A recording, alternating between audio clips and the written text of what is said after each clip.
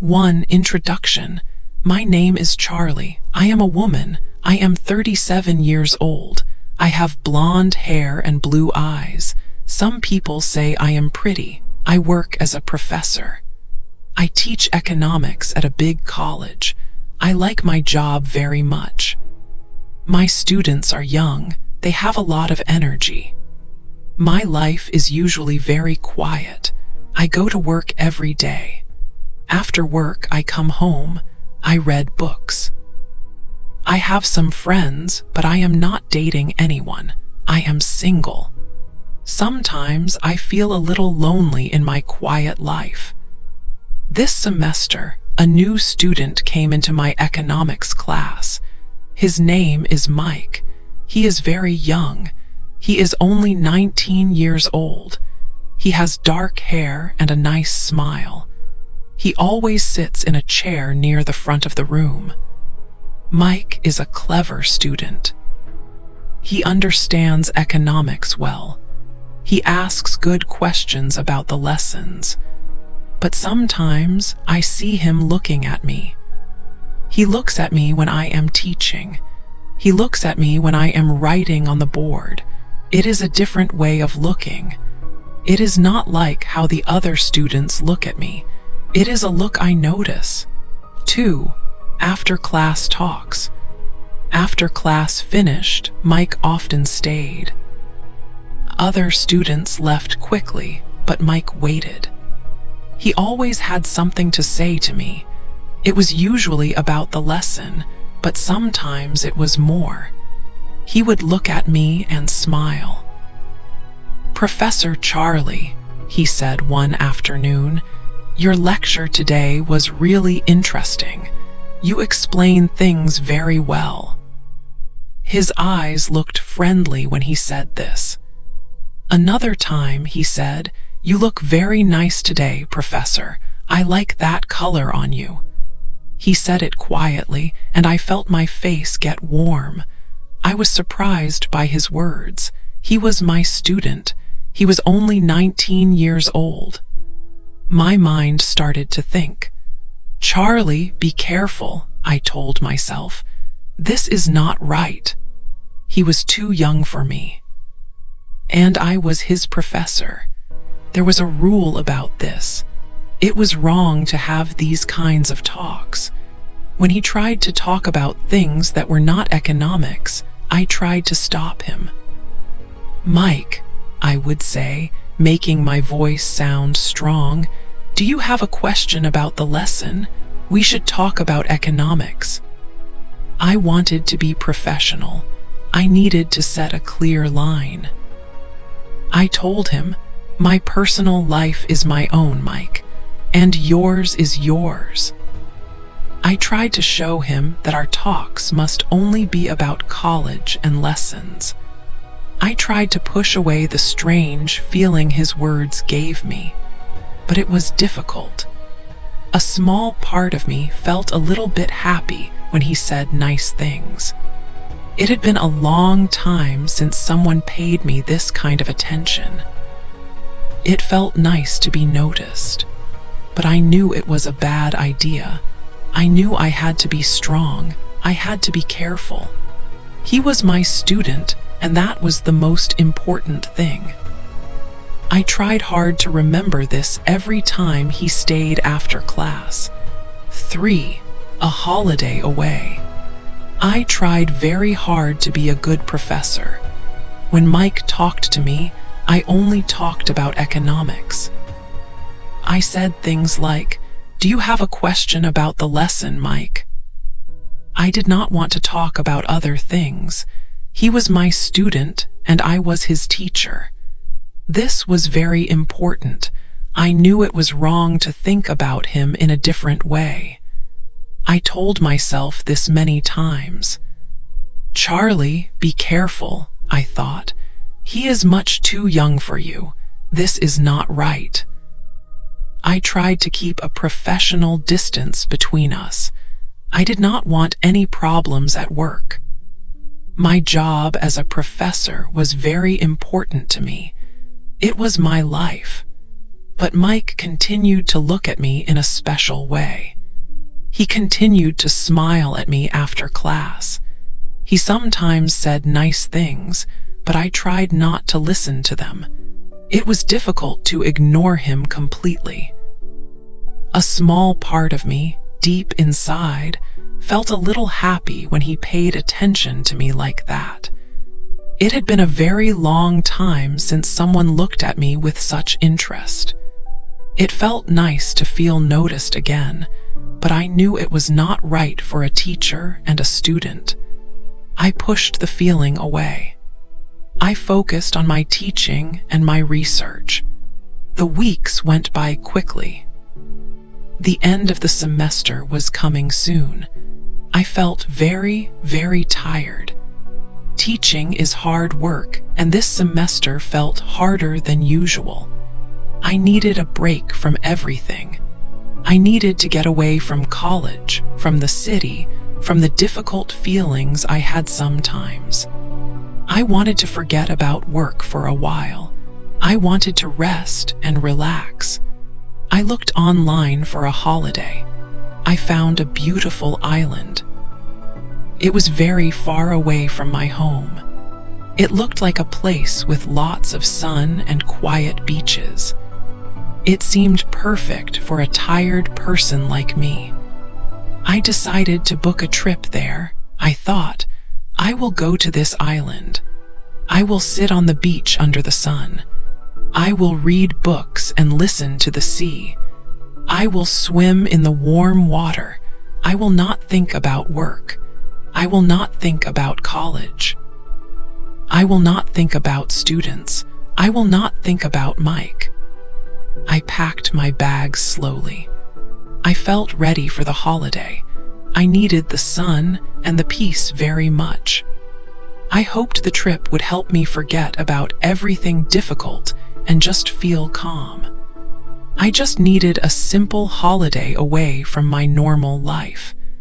I looked forward to leaving the city and flying to the warm, sunny island. It felt like a good plan.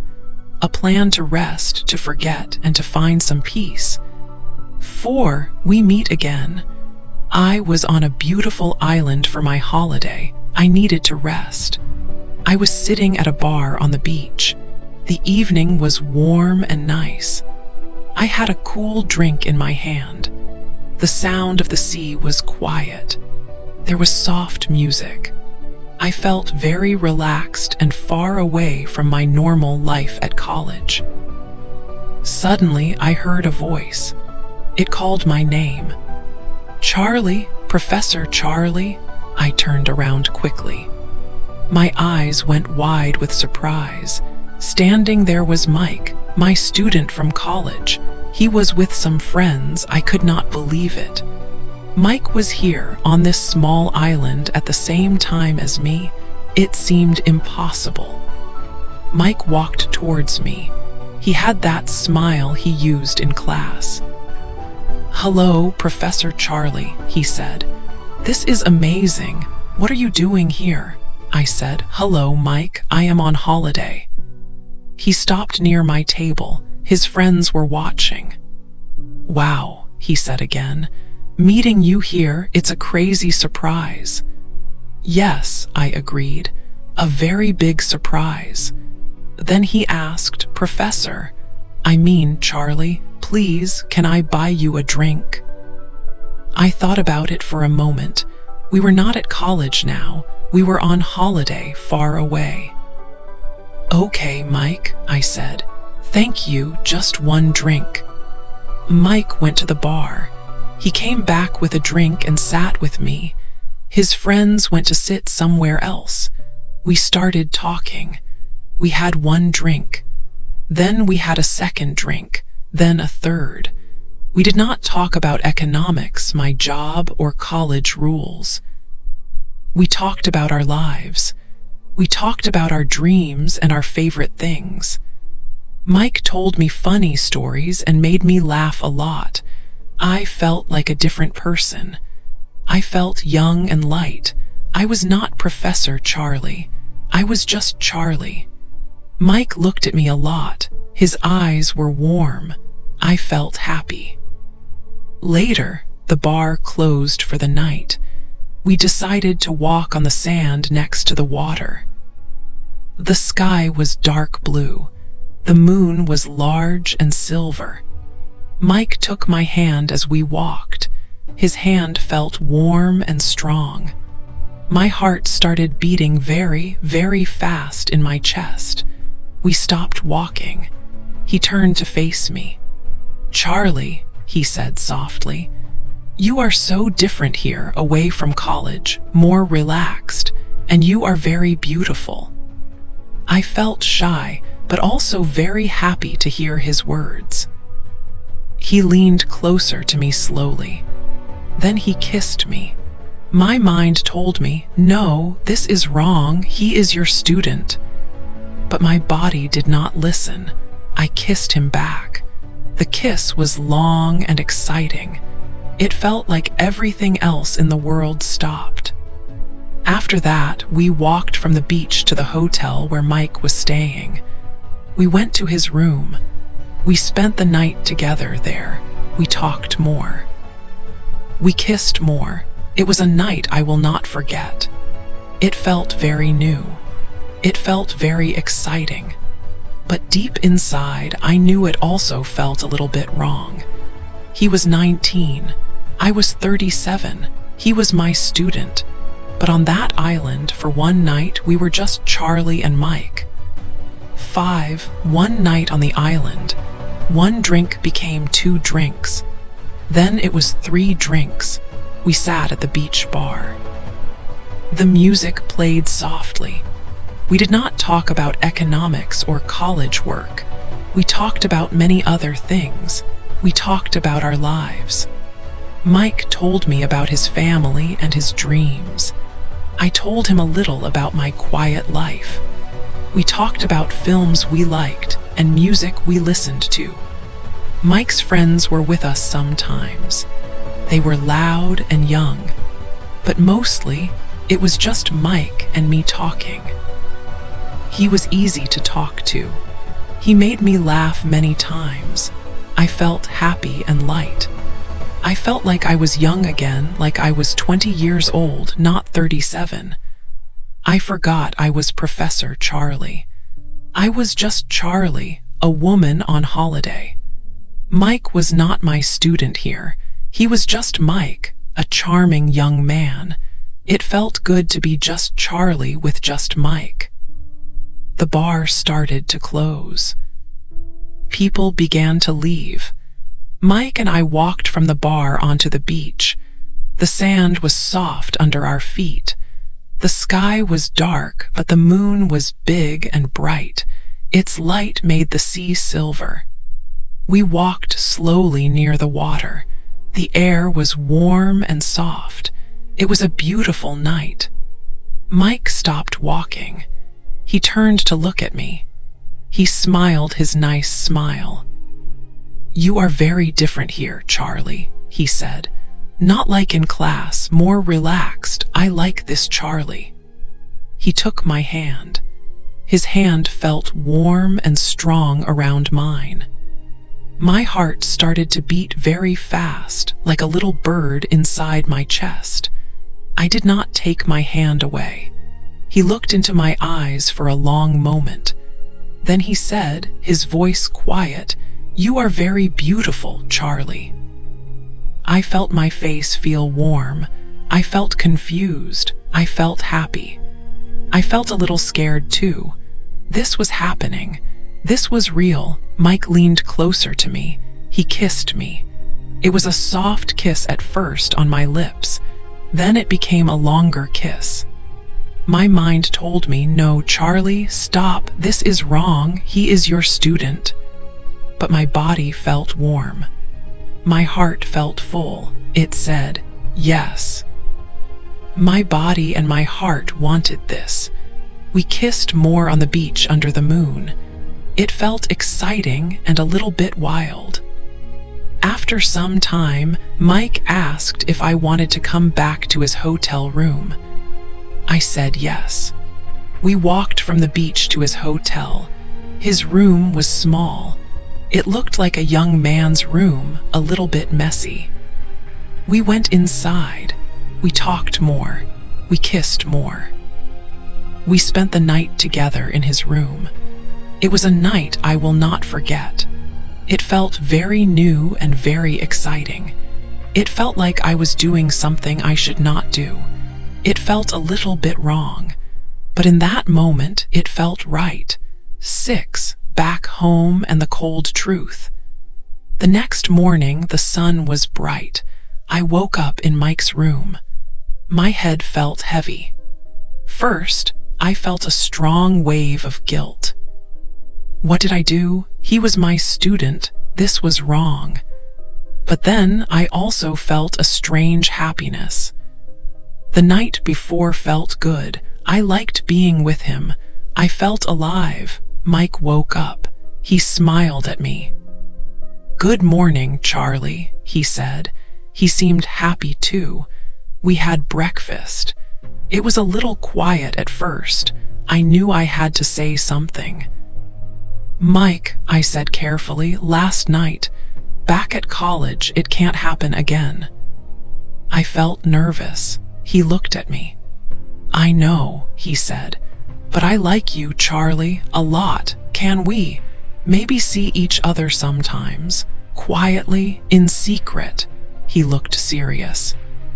A part of me wanted to say yes. My heart felt warm when he said he liked me. Maybe we could be very careful. Maybe it could work. "Maybe," I whispered, "we would have to be very, very careful." The holiday ended too quickly. We were back in the city, back at college. Everything felt different. In class, Mike did not look at me. He looked down at his book the whole time. He did not smile. He did not try to catch my eye. After class, he did not wait for me. He quickly left the room with his friends. He seemed like a different person. He was the student again, and I was the professor. But he was cold. I felt confused and hurt. Why was he acting like this? I sent him a text message. "Hi, Mike.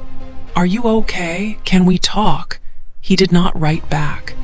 Days passed. He continued to ignore me. I felt a knot in my stomach. What was happening? One afternoon, I was walking near the student cafe. I heard loud voices and laughter. I heard Mike's voice. He was with his friends. I stopped for a moment. I heard one of his friends say, "So, Mike, did you really do it? With Professor Pretty Eyes on the island?" Mike laughed. It was a loud, proud laugh.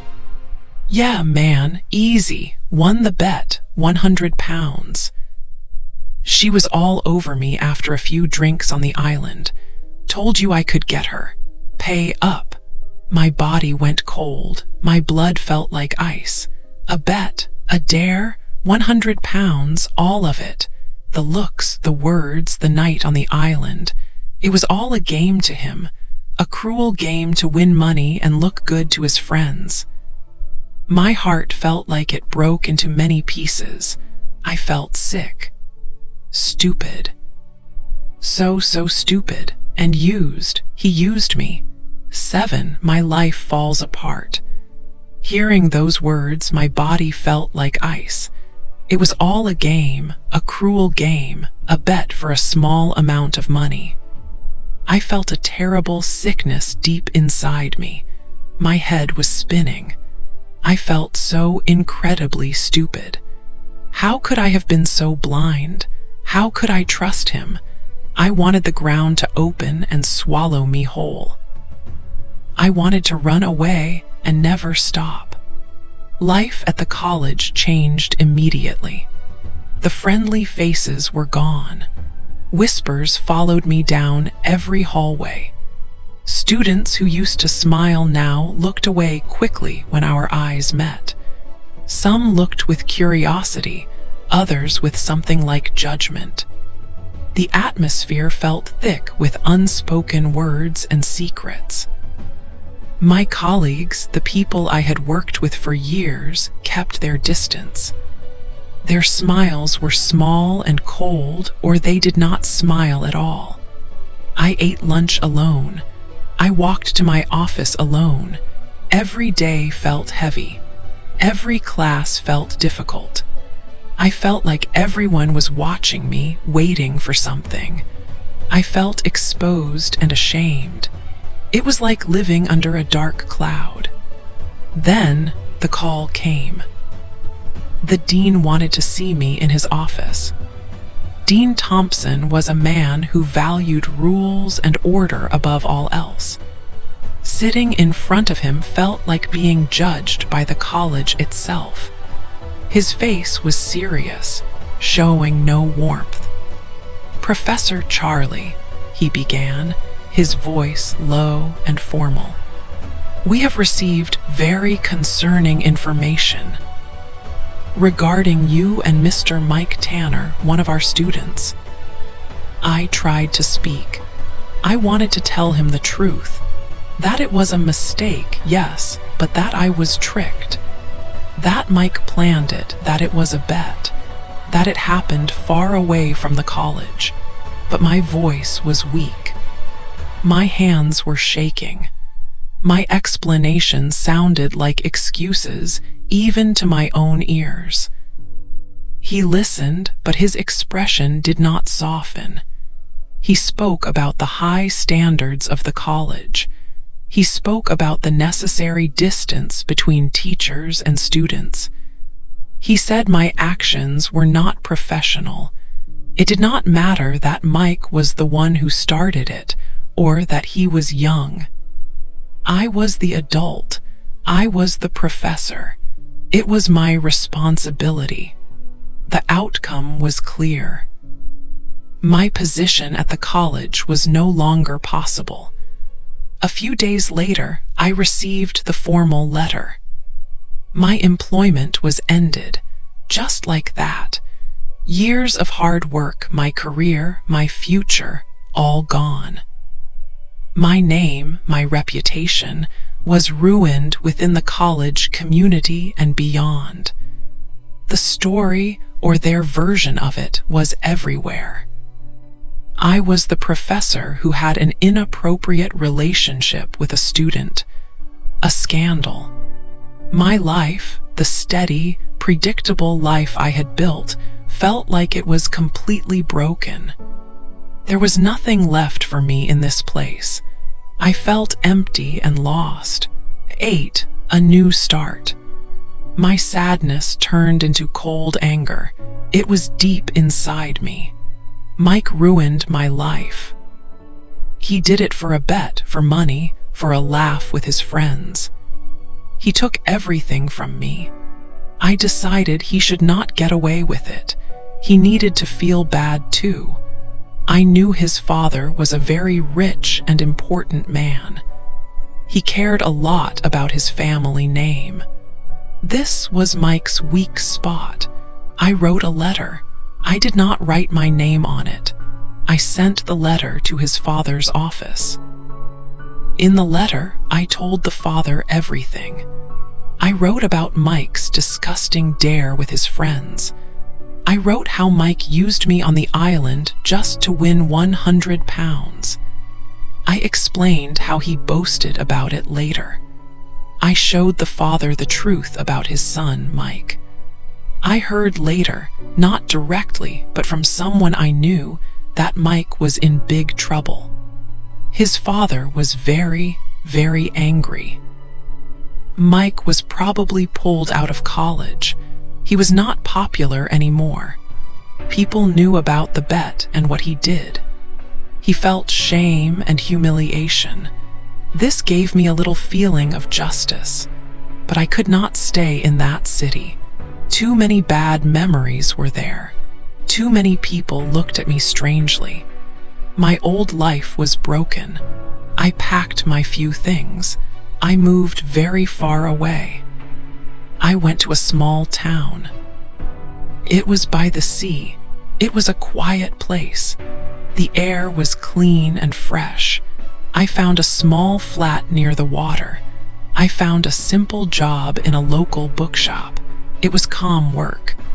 People here were friendly, but they did not ask about my past. Slowly, day by day, the pain inside me went away. The cold anger went away too. I walked on the beach every morning. I listened to the sea. I read many books. I started to smile again, a real smile. I was just Charlie here, not the professor who lost her job. I found peace in this quiet place. I found my own happiness again. I was okay. I was strong. I had a new start. My life was simple now, but it was good. I was happy.